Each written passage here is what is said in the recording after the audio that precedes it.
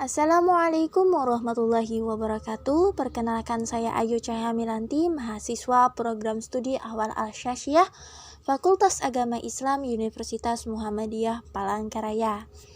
Di kesempatan kali ini saya akan menjelaskan tentang makalah saya yang berjudul Perkembangan dan Pengembangan Ilmu Pengetahuan Alam. Sebelum saya masuk kepada pembahasannya, sebelum itu tentu kita harus mengetahui terlebih dahulu apa sih ilmu pengetahuan alam itu. Nah, jadi ilmu pengetahuan alam itu adalah ilmu yang mempelajari tentang pengungkapan rahasia dan gejala alam, meliputi asal mula alam semesta dengan segala isinya, termasuk proses mekanisme, sifat benda maupun peristiwa yang terjadi. Ilmu ini terus berkembang sejalan dengan sifat manusia yang selalu ingin tahu tentang benda di sekelilingnya, seperti alam jagat raya, bahkan isinya serta dirinya sendiri. Masuk kepada pembahasan selanjutnya, yaitu tentang metode ilmiah sebagai dasar IPA. Metode ilmiah adalah prosedur untuk mendapatkan pengetahuan yang disebut ilmu. Atau dengan kata lain, ilmu adalah pengetahuan yang didapatkan berdasarkan metode ilmiah. Tidak semua pengetahuan itu dapat disebut dengan ilmu, karena ilmu merupakan pengetahuan yang cara mendapatkannya harus memenuhi syarat atau kriteria tertentu. Selanjutnya kita akan membahas tentang kriteria ilmu pengetahuan. Yang pertama yaitu harus logis atau masuk akal. Logis atau masuk akal di sini dapat diartikan dengan sesuai dengan kaidah-kaidah ilmu pengetahuan yang telah diakui kebenarannya. Yang pertama yaitu objektif, sesuai dengan objek yang didukung oleh fakta empiris. Yang ketiga yaitu metodik.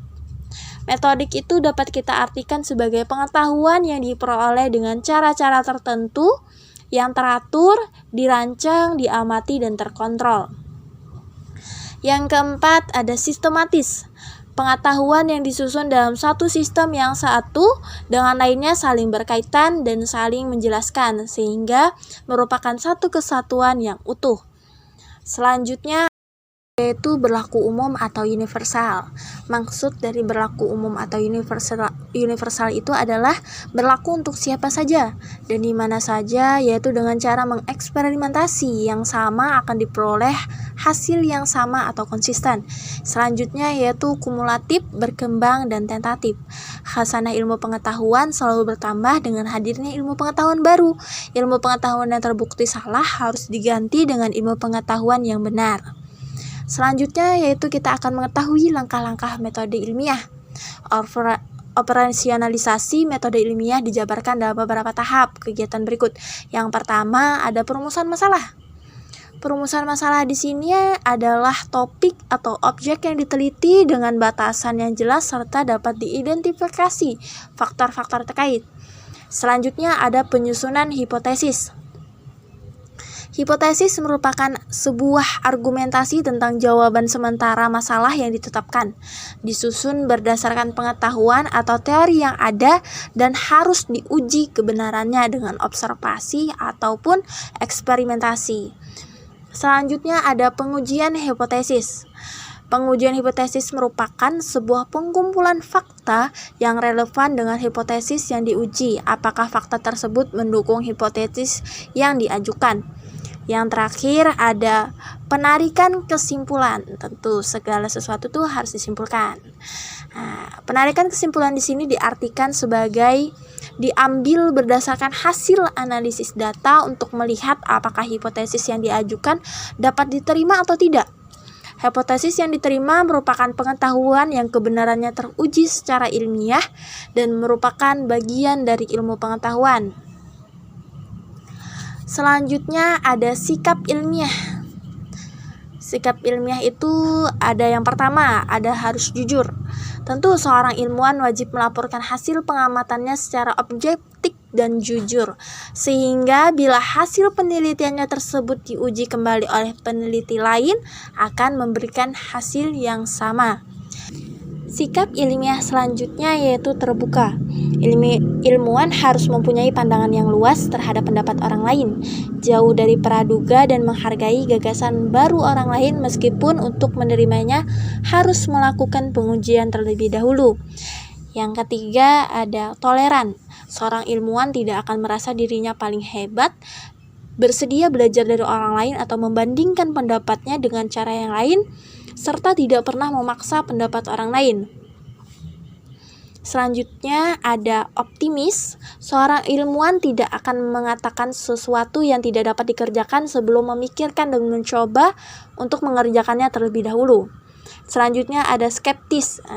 Skeptis itu dalam mencari kebenaran, seorang ilmuwan akan bersikap hati-hati, meragukan sesuatu, dan skeptis tetapi kritis sehingga akan menyelidiki atau memverifikasi terlebih dahulu bukti-bukti atau informasi yang mendasari suatu kesimpulan, keputusan, ataupun pemecahan masalah.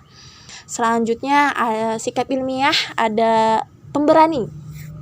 Sifat ilmuwan yang selalu mencari kebenaran maka akan berani melawan ketidakbenaran. Kepura-puraan yang menghambat kemajuan meskipun harus merugikan dirinya sendiri. Sifat pemberani dapat dicontohkan oleh Copernicus dan Galileo yang mengenai keyakinan tentang heliosentrisnya yang sangat bertentangan dengan kepercayaan dan penguasa saat itu yang mempercayai paham geosentris. Selanjutnya ada kreatif dan inovatif. Seorang ilmuwan selalu ingin mendapatkan atau menciptakan, memvariasikan suatu hal yang baru terutama guna mendapatkan nilai tambah. Nah, selanjutnya kita masuk ke pembahasan yang kedua, yaitu tentang pengembangan IPA. Penelitian dan sastra ilmu. Hipotesis merupakan sastra ilmu yang paling rendah, merupakan dugaan atau prediksi berdasarkan pengetahuan atau teori yang sudah ada untuk menjawab masalah penelitian yang sedang dilakukan. Yang kedua ada teori. Teori merupakan sastra yang lebih tinggi dari hipotesis, merupakan landasan ilmu yang telah diuji kebenarannya, namun masih mungkin untuk dikoreksi dengan teori baru yang lebih tepat. Selanjutnya ada hukum dan dalil, merupakan sastra yang paling tinggi, berasal dari teori yang telah diuji terus-menerus dan diketahui tidak ditemukan adanya kesalahan. Nah, selanjutnya kita masuk kepada perkembangan IPA. Perkembangan IPA sendiri terbagi menjadi dua, yaitu IPA klasik dan IPA modern. Yang perlu kita garis bawahi bahwa penggolongan IPA menjadi klasik dan modern sama sekali bukan berkaitan dengan waktu maupun klasifikasi bidang ilmu.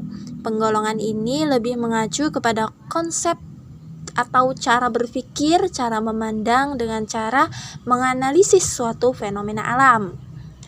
Nah, IPA klasik telaahnya mengikuti kaidah ilmu tradisional dan bersifat makroskopik. Contohnya seperti kecepatan mobil, regenerasi, cara cangkok, dan lain-lain. Dan IPA modern yang bersifat mikroskopik, analisis tinggi, abstraksi dalam. Contohnya adalah kecepatan pesawat luar angkasa, regenerasi dengan kultur jaringan. Ruang lingkup IPA dan perkembangannya. Yang pertama ada klasifikasi ilmu pengetahuan. Ilmu sosial dan budaya yang mempelajari tentang tingkah laku manusia atau humaniora. Selanjutnya ada ilmu pengetahuan alam yang mempelajari makhluk hidup, biologi, dan benda mati atau sains fisik. Sains fisik utamanya adalah ilmu fisika yang sasaran utama pembelajarannya adalah materi dan energi, serta ilmu kimia yang mempelajari komposisi materi. Matematika, statistika, informatika tidak termasuk kedua bidang ilmu ini, tetapi sangat mendukung penelitian bidang ilmu tersebut. Perkembangan ilmu pengetahuan menjadi sebagai disiplin ilmu, yaitu sains fisik. Sains fisik itu ada fisika, kimia, astronomi, geografi maksud saya, dan geofisika, meteorologi dan oseanologi, serta sains hayati. Nah, sains hayati ini termasuk dalamnya adalah botani, zoologi dan mikrobiologi, kesehatan, planetenologi, fisiologi dan taxonomy. Selanjutnya ada ilmu sosial dan budaya. Nah, ilmu sosial dan budaya itu termasuk di dalamnya adalah sosiologi, seni dan budaya, bahasa, sejarah, pendidikan, antropologi dan psikologi dan ekonomi. Oke, selanjutnya kita masuk kepada pemfokusan dan pembentukan multidisiplin ilmu. Yang pertama yaitu pemfokusan ilmu, pengembangan dalam ilmu menjadi lebih spesifik atau lebih fokus. Yang kedua yaitu ada multidisiplin ilmu yang merupakan ilmu pengetahuan yang mencakupkan pembahasannya menggunakan lebih dari satu kelompok disiplin ilmu. Misalnya kelompok IPA dan IPS, contohnya ilmu lingkungan. Yang terakhir yaitu interdisiplin ilmu yang merupakan ilmu pengetahuan kecakupan pembahasan menggunakan satu kelompok disiplin ilmu saja. Contohnya adalah ilmu komputer, gabungan matematika, fisika, elektronika dan teknologi. Nah, mungkin itu saja yang dapat saya sampaikan untuk tugas kali ini. Tugas kali ini saya buat untuk memenuhi tugas akhir di semester 3. Demikian yang dapat saya sampaikan, lebih dan kurangnya saya mohon maaf. Billahi fisabil haq fastabiqul khairat. Wassalamualaikum warahmatullahi wabarakatuh.